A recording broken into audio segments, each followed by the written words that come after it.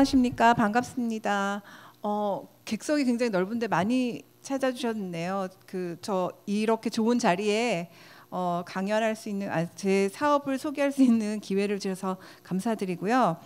국제문화사업과 그리고 또 코피스 여러분들이 너무 애써주셔서 이 자리에 서 여러분을 만날 수 있게 되어서 영광입니다.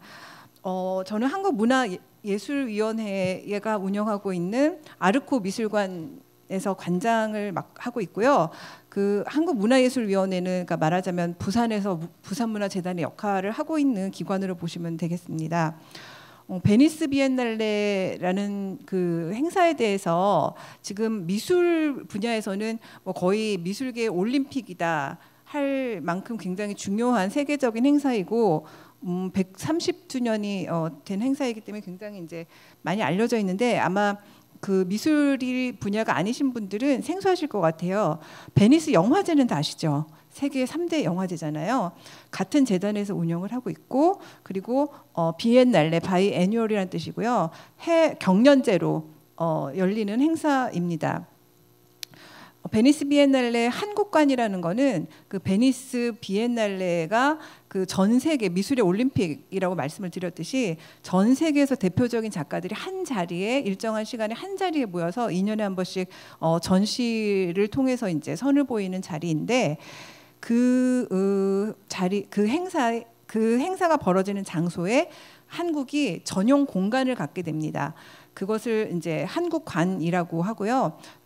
국가관이 26개가 지금 메인 그 전시 장소에 있는데 저희가 1995년에 그 공간에 마지막으로 국가관의 기회를 얻게 되어서 마지막 국가관이라고 계속 불렸어요. 근데 그 이후에 한 30년이 흐르는 동안에 이게 그 베니스 비엔날레에 참여하는 국가들이 늘어나면서 다른 또 장소 공간에 그 베뉴를 늘리고 그리고 또 그런 다른 유휴 공간에도 국가관들이 이제 서게 되면서 굉장히 많은 국가들이 지금은 참여하고 있습니다. 그래서 규모적으로도 많이 확장이 되고 그리고 오래되기도 했고 그리고 또 비엔날레라는 행사가 베니스가 130년 전에 유일무이한 행사였고 오랫동안 그 지위를 이제 유지를 하고 있었는데 최근에는 저희도 95년도 그러니까 한국관이 설립되던 같은 해에 광주 비엔날레라고 국내에서도 비엔날레 행사가 도입이 됐거든요. 그러면서 지금 각종 비엔날레들 아직까지도 그 30년이 지났는데도 아직까지도 비엔날레라는 이름의 대형 그 미술 행사들이 생겨나고 있잖아요. 그만큼 미술계에서 임팩트가 크고 그리고 그 미술인들이 가장 참여하고 싶어하는 그런 행사라고 보시면 되겠습니다.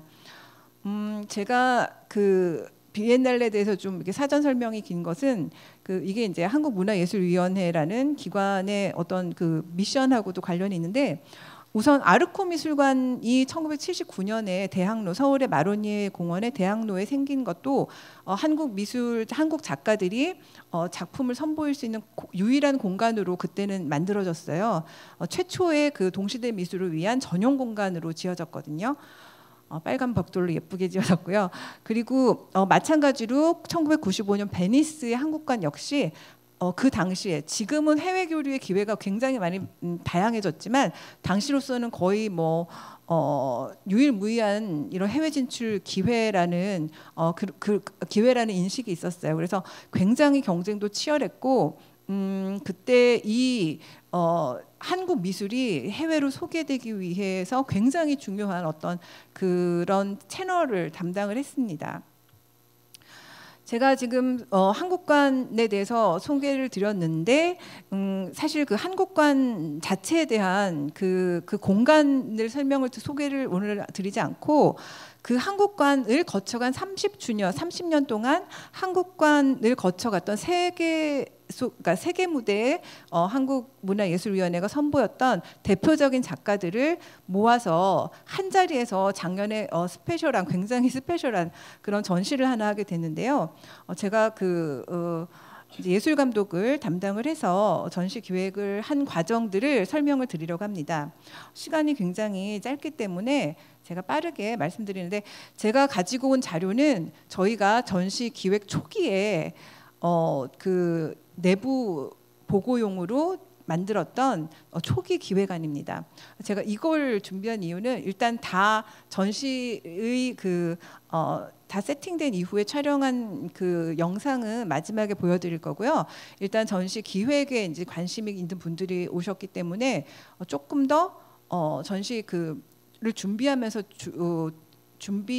마련했던 초기 기획안을 아마 보시는 게 굉장히 유익하실 것 같아서 제가 이거를 가지고 온 거고요. 아직 한 번도 밖에서 발표한 적이 없습니다.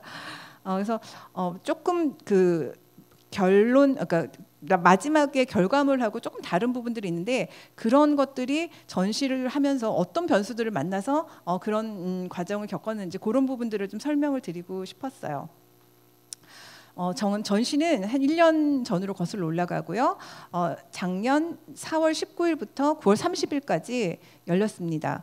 이 전시는 바로 베니스 비엔날레라는 행사가 열리는 기간 동안이었는데, 저희가 원래 행사는 11월 말까지예요. 훨씬 더 긴데 저희는 그 베니스 영화제가 열리는 기간까지만, 왜냐하면 예산이 너무 하루하루가 돈이라 저희가 9월 30일까지만 진행을 했습니다. 장소를 잘 기억해 주시는 게 좋겠습니다.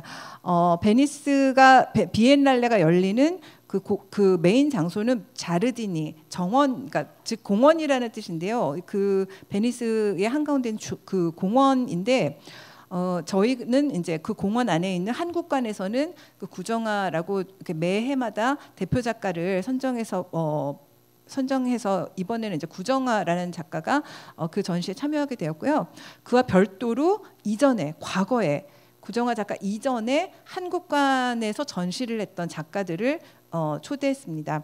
여기 38명이라고 되어 있는데요. 여기서 2명이 빠졌습니다. 왜냐하면 굉장히 큰 해외 전시, 그러니까 너무너무 중요한, 한 분은 이분 작가로 메트로폴리탄의 대형 그 야외 조각 작품을 했었고, 또 양혜교 작가 같은 경우 런던에서 헤이워드 갤러리에서 정말 대규모 개인전을 준비하고 있었거든요. 너무 대형 작가 2분이 끝까지 참여를 계속 그러니까 희망하시고 계속 논의를 하다가 물리적인 시간 때문에 제가 2명을 포기하게 됐습니다.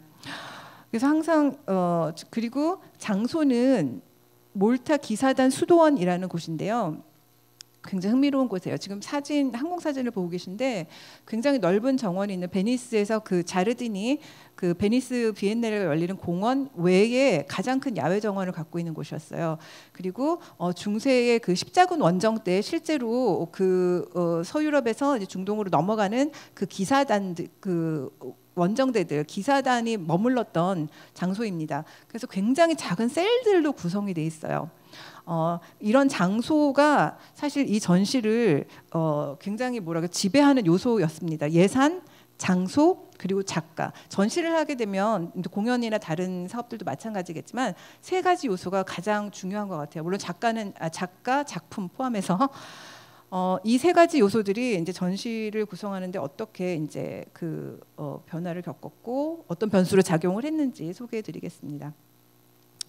사실 큐레이터들은 전시를 만들어 갈 때 이 전시를 어떤 메시지를 전달할 것인가, 그 기본 제목, 그다음에 그 서사를 담은 메시지가 굉장히 중요한데, 사실 이 전시를 하면서 가장 큰 챌린지는 죄송한데 제가 시간을 몇 시까지 해야 돼요? 52분이요? 55분. 네네. 작가군이 정해져 있었잖아요. 36명의 한국관을 거쳐 전한 작가. 그렇기 때문에 사실 또 연구가 많이 되어 있는 작가들이었기 때문에 그거를 전체를 아우르는 이 메타 내러티브가 굉장히 중요한 전시였습니다. 근데 마침 너무너무 고민스럽고 너무 다른 작가들이 30년의 어떤 그 한국 동시대 미술을 펼쳐 보이는 그걸 굉장히 담아내기 힘들었는데, 마침 한 줄기 빛처럼 백남준 선생님이 계셔가지고 그분의 메시지, 예술 철학을 담아서 예술을 통한 시간과 공간의 연결이라는 굉장히 브로드한 주제를 가지고 전시의 컨셉을 잡았고, 그걸 좀 생태적인 아이디어를 보태 비롯해가지고 모든 섬은 산이다라는 제목을 만들게 되었습니다. 베니스라는 베니스가 섬이고 또 해수면 상승 때문에 사실은 뭐 몇십 년 후에 사라질지 모른다는 위기의식이 굉장히 있었고, 많은 작가들이 베니스를 다시 생각할 때 그런 이야기들을 나누었기 때문에 백남준 선생님의 기술과 예술의 결합, 그리고 시간과 예술을 통한 시공의 연결에 생태적인 상상을 더해서 도출한 제목이었습니다. 전시는 우선 저희가 이 전시를 통해서 한국 미술을 30년을 보여줘야 된다는 그런 미션을 가진 전시의 코어가 그런 부분, 30년 사이였기 때문에 우선은 인트로 부분을 아카이브 전시로 꾸몄습니다. 그래서 백남준 선생님은 지금 부산 현대미술관에서 전시를 하고 있는데 정말 선고자였죠. 동과 서, 그러니까 유럽과 아시아가 하나 연결된 연결체였다라는 생각에서 동서의 구분과 어떤 서구와 비서구의 구분과 어떤 위계를 무너뜨리고 본인이 소수자의 그런 아이덴티티를 통해서 그런 어떤 질서들을 다시 이렇게 흔들어서 다시 이제 수립하려고 했던, 굉장히 우리나라 미술, 동시대 미술이 세계 어떤 지형도 안에서 지금의 위상을 갖게 된 정말 그런 어떤 도약대를 만들어주신 그런 분입니다. 그래서 백남준 선생님의 이야기를, 백남준 선생님은 근데 한국관 작가가 아니에요. 그럼에도 불구하고 아카이브에 담아서 그 분을 기리는 어떤 섹션을 마련하고, 그다음 30년의 연보와 그다음에 이제 각종 사진 자료들을 아카이브로 준비했고요. 그다음에 아까 이제 수도원이기 때문에 셀로 구성이 되어 있다고 했는데, 그 셀을 이제 작가마다 뭐 한 분, 두 분씩 배치했고, 그다음에 이제 마지막으로 야외 정원을 최대한 활용해서 전시의 하이라이트 부분을 이끌어내도록 했습니다. 지금 보시는 전시들은 이제 저희가 사실 이 부분은 저희가 전시를 아까 초기 계획안이라고 말씀드린 게, 지금 원거리에서 전시를 준비하다 보니까 또 이게 아직도 코로나의 여파로 굉장히 해외여행에 좀 뭐랄까 비용이라는 게 굉장히 이전보다 많이 올라간 상황이었어요. 항공료도 굉장히 비싸고, 그리고 또 비엔날레 기간에 집중적으로 사람들이 모이기 때문에 뭐 숙박도 그렇고, 그래서 그런 비용들 때문에 큐레이터들이 이렇게 오랫동안 많이 이렇게 방문하지 못했습니다. 그런 제약 때문에 저희가 비용을 세이브하고자 디자이너들을 현지에 보내가지고 이렇게 디지털로 이렇게 스케치업하고 3D 렌더링을 만들게 해가지고 저희가 이 공간을 이제 계속 디지털로 이렇게 보면서 작품 배치하고 그런 작업들을 통해서 굉장히 수월하게 진행을 할 수 있었어요. 전시들이 이루어지는 공간들인데 지금 영상을 보시겠습니다. 디지털 렌더링으로 이제 그 디자이너가 만들어준 공간이고요. 문을 열고 들어가면은 이제 맨 처음이 시작하는 부분이 이제 아카이브 공간, 이 건물의 사실은 이제 현관에 해당하는 부분인데, 거기에 백남준 선생님의 이야기를 담고 이걸 2배속으로 하고 싶은데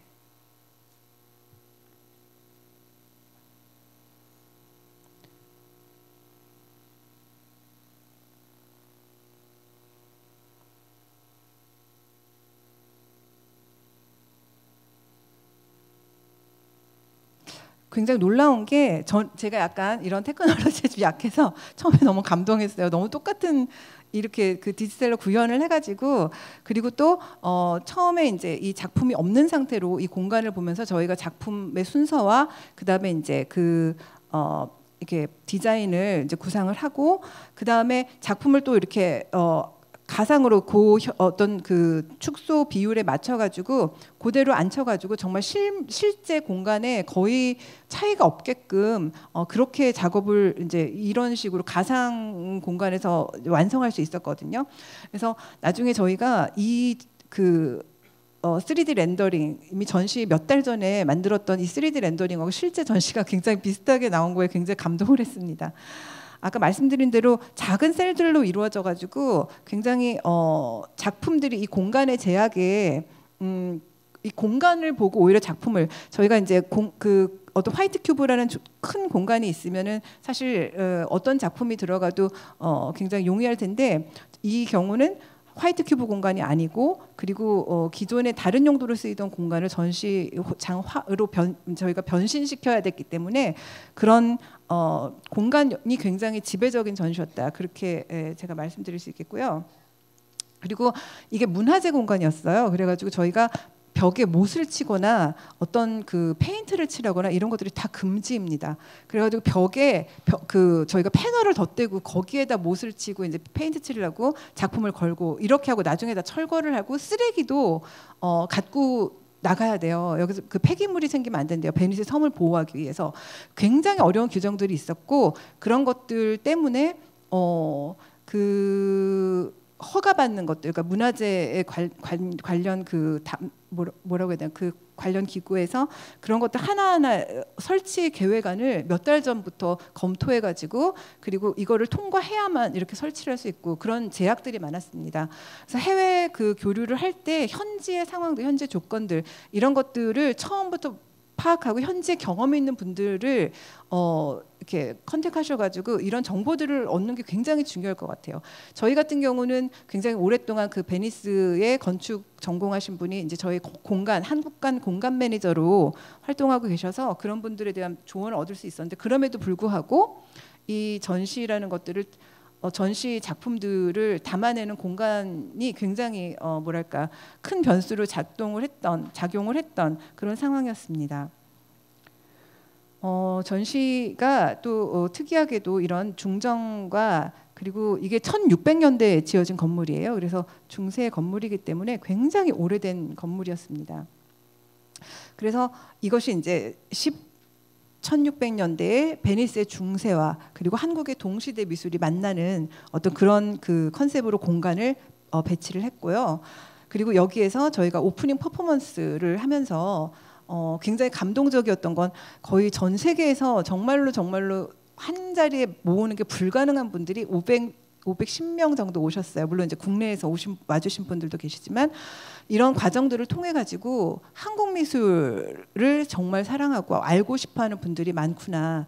그리고 이 전시를 통해 가지고 한국에 이렇게 우수한 작가가 많다는 거를 새삼 알게 되었다라고 말씀하시는 부분들이 많았습니다.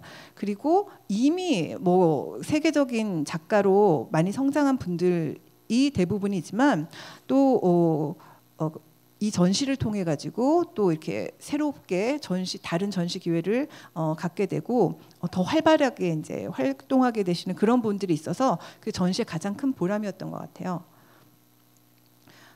시간이 괜찮나요? 12분. 네. 사실 작품 하나하나를 정말 소개하고 싶은데 그 작품을 소개해드릴 시간은 없고요. 방금 이제 지금 보여주는 부분이 이제 김수자 선생님의 그 최신 그 보따리의 가장 최신 작업이고요.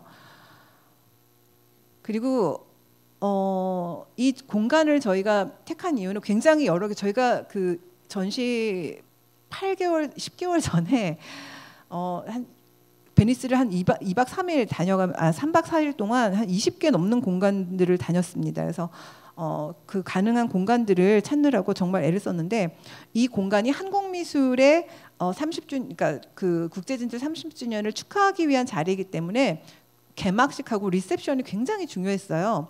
그래서 공간도 전시장도 전시장이지만 그 리셉션을 하면서 또 이렇게 많은 사람들이 네트워킹할 수 있는 그런 공간이 필요했기 때문에 이렇게 정원이 큰 공간을 택했습니다.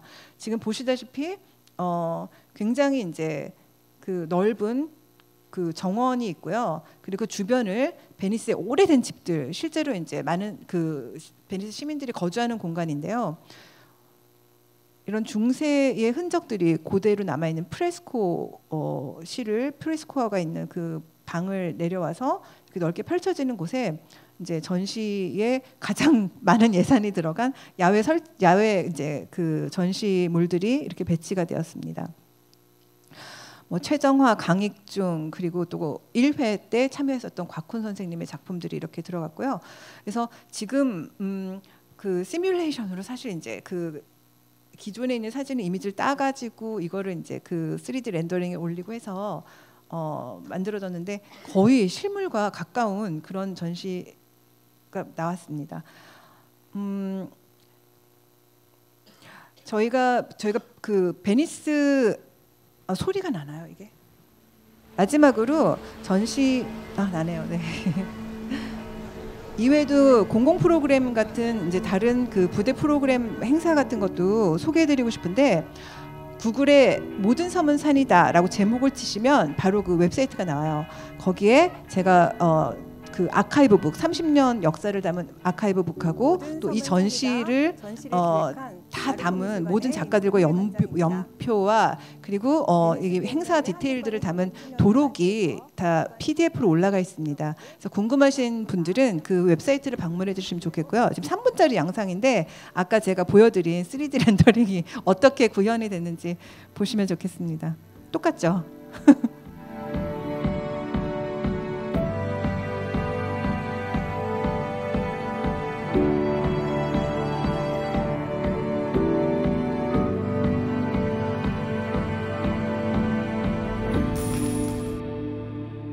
아파트에서 사시는 분들에 대한 이렇게 윗집과 아랫집 같은 구조에서 똑같이 사는 사람들이 다른 무슨 생각을 하고 같이 사시는지에 대한 그런 호기심.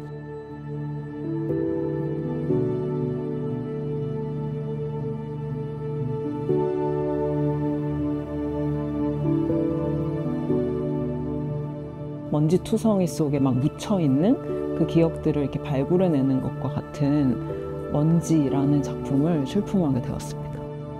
이 전시를 소개하는 어떤 인트로의 어떤 형식을 취하고 있어요. 지금, 과거, 그리고 미래. 앞으로 우리가 어떠한 미래를 준비를 해야 되고 또 우리가 어떠한 반성을 해야 되고 또 휴머니즘이 가지고 온 결과들. 지난 30년부터 앞으로의 30년을 좀 예측할 수 있고 압축해 놓은 그런 작업이 될 것 같습니다.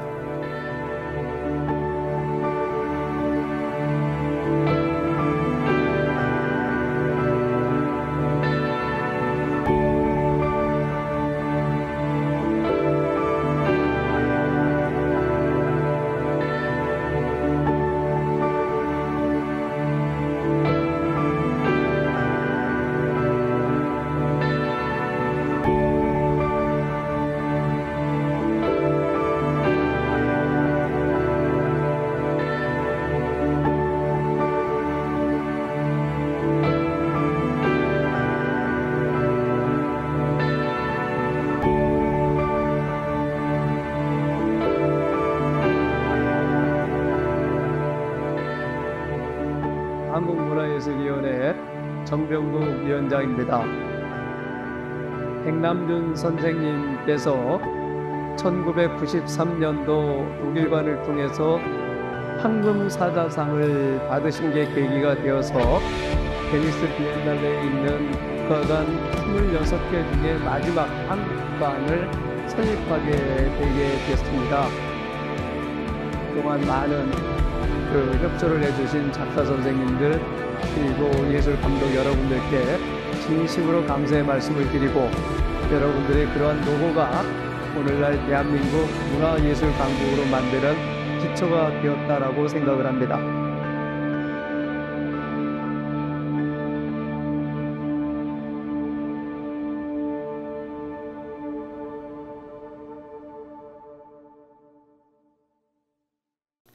제가 질문지를 받았는데요. 지금 Q&A 시간에 앞서서 이제 그 질문을 하실 기회를 앞서서 조금 훑어보도록 할게요. 이 기획을 하기 위해서 일상에서 어떻게 인사이트를 얻고 찾는지 저한테 물어보셨어요.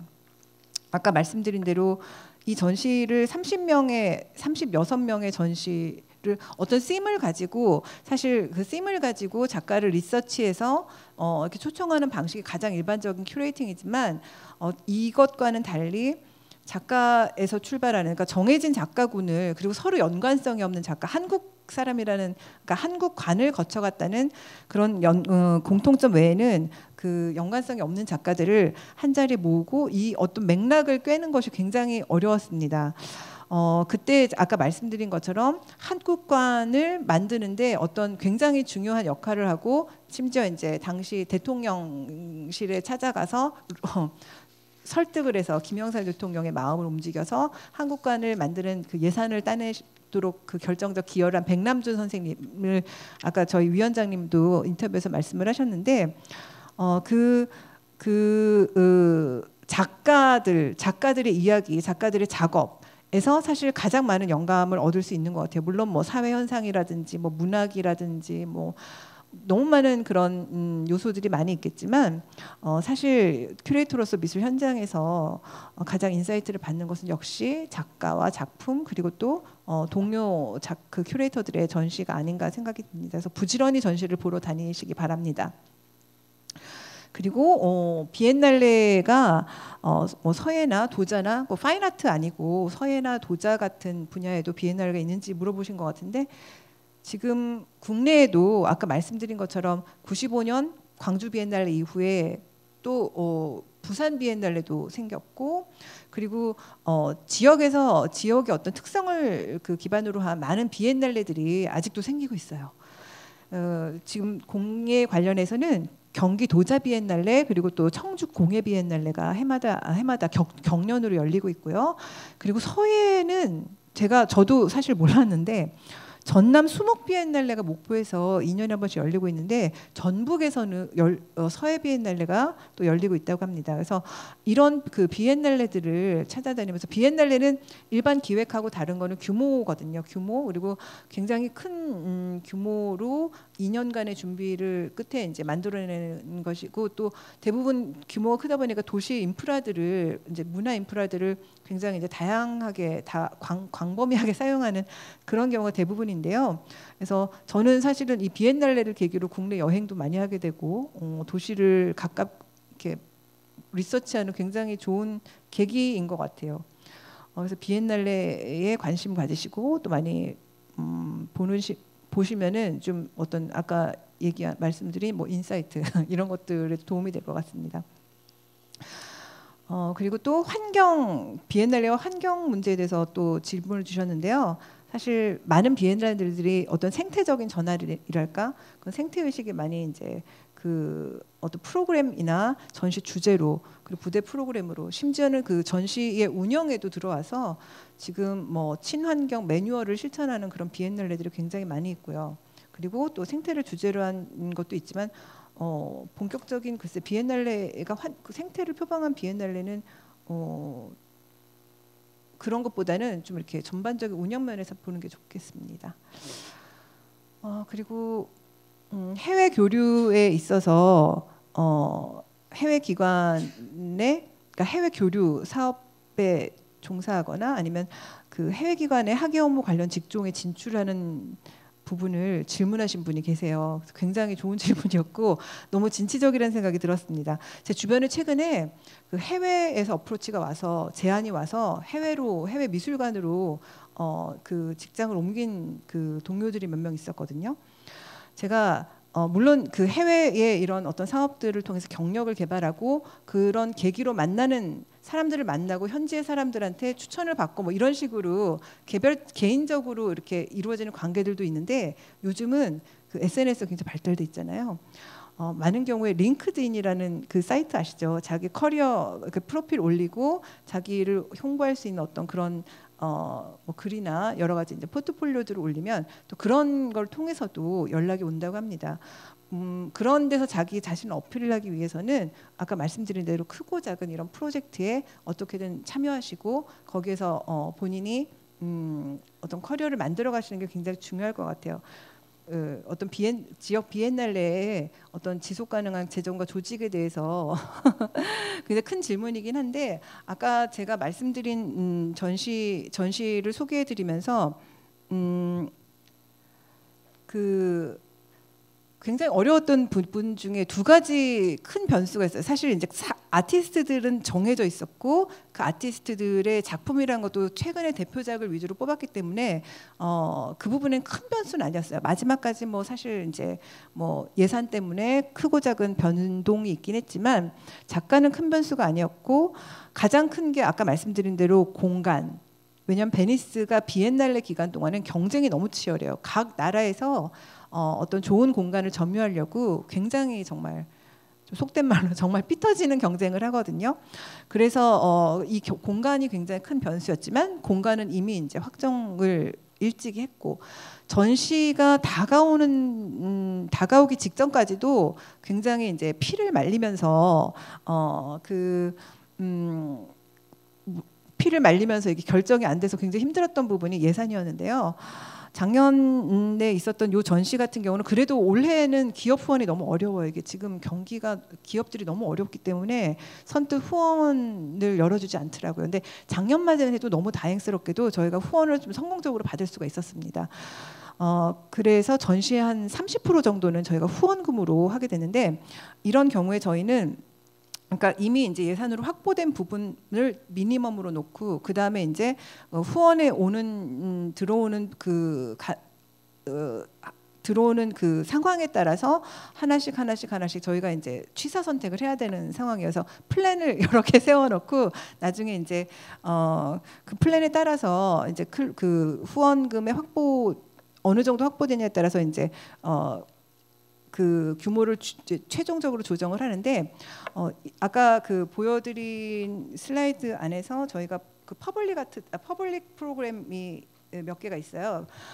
야외 정원에 큰 대형 작품도 있지만 저희가 그 아까 말씀드린 한국관이라는 곳 굉장히 좀 특이하게 생겼어요. 실린더처럼 생겼고 이게 벽이 유리로 돼 있고 막 이렇게 그 투명한 어떤 실린더처럼 생긴 공간인데 그 공간을 저희가 이제 오마주를 해서 그 건축도 지금 굉장히 특이한 건축물이거든요. 그래서 그 외형을 딴 아웃라인을 딴 구조물을 여기 이제 그 정원에 놓고 여기서 저희가 이제 퍼블릭 프로그램을 진행하는 걸로 이제 계획을 짰어요.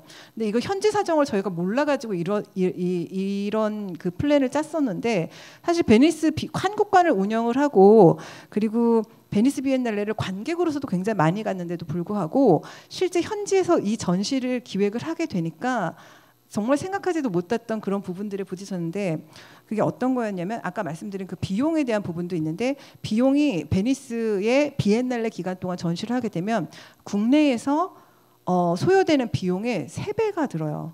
운송비 그리고 그 인건비가 이때는 막 이제 너무 많은 수요들이 있으니까 부르는 게 값이더라고요. 그래서 많은 그 앞서 전시를 했었던 예술 감독들이 비용을 3배를 잡아야 된다서 설마 믿지를 않을 지경이었는데 정말 3배가 들었고 또 하나의 변수가 이 베니스는 전체가 문화재잖아요. 섬 전체가. 그렇기 때문에 정원에 있는 풀도 못 건드리게 하는 거예요. 그래서 그리고 또 약간 좀 이태리 분들이 굉장히 마음이 좋으세요. 그리고 되게 뭐랄까 처음엔 다 된다고 해요. 근데 막상 하나하나 이제 뭔가 부딪히고 결정해야 되는 순간에는 엄청나게 까다로운 규정들이 있더라고요.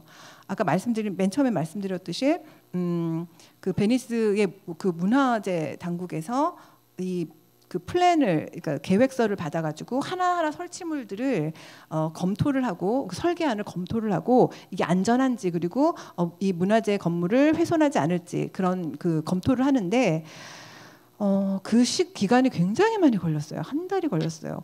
그래서 정말 그 돈과 시간 예산과 시간의 싸움이었다는 게 과언이 아니고 다행히도 정말 이 파빌리온 요 구조물을 이제 허가가 나와서 움직이면 너무 이제 이때는 그 움직일 수가 없는 상황이에요. 시간적으로. 그래서 아예 다 재료를 싸갖고 와서 이거를 그 대기하고 있다가 퍼미션 나는 대로 바로 이제 설치를 해서 하루 전에 설치를 완료할 수 있었습니다. 정말 그런 그 상황이었는데 나중에 처음에는 이제 믿을 수가 없는 상황이다. 어떻게 이렇게 오래 걸리고 그리고 뭐가 이렇게 까다로운지 이해가 안 된다.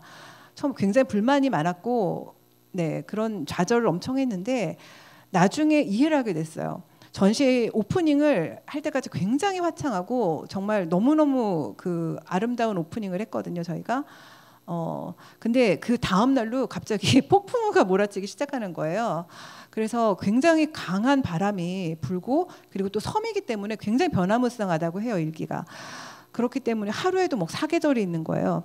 그런 상황에 정말 웬만한 구조물들은 야외에서 버티기 힘들겠다. 막 넘어지고 이러니까 그래서 그걸 보고서 베니스에서 왜 이렇게 까다롭게 이 설치물 허가를 하는지를 그때서야 알게 됐더라고요. 그래서 정말 해외에서 전시를 할 때 이런 조건들 그러니까 한국에서 하는 그런 모든 비용이나 그리고 이렇게 시간의 어떤 프레임이 절대 한국하고 하는 것 같지가 않더라.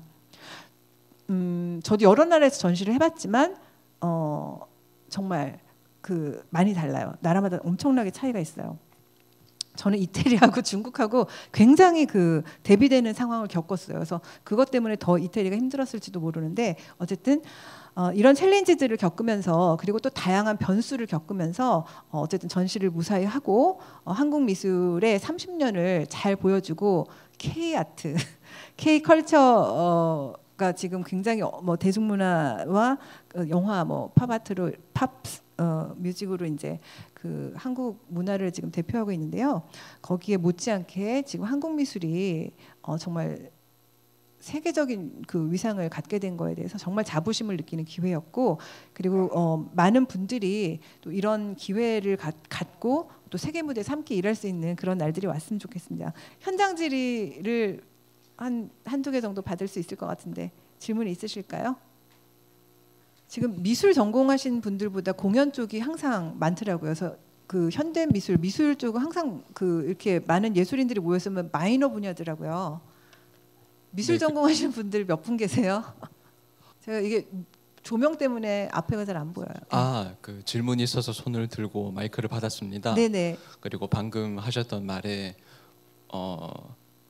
어느 정도 이해를 하고 이제 잘 들었는데, 미술 전공이고요. 저도 궁금한 게 뭐냐면, 해외에서 기획을 하실 때 조금 어려웠던 부분이 여러 가지 규정들 때문에 좀 어려움이 있으셨다고 하셨습니다.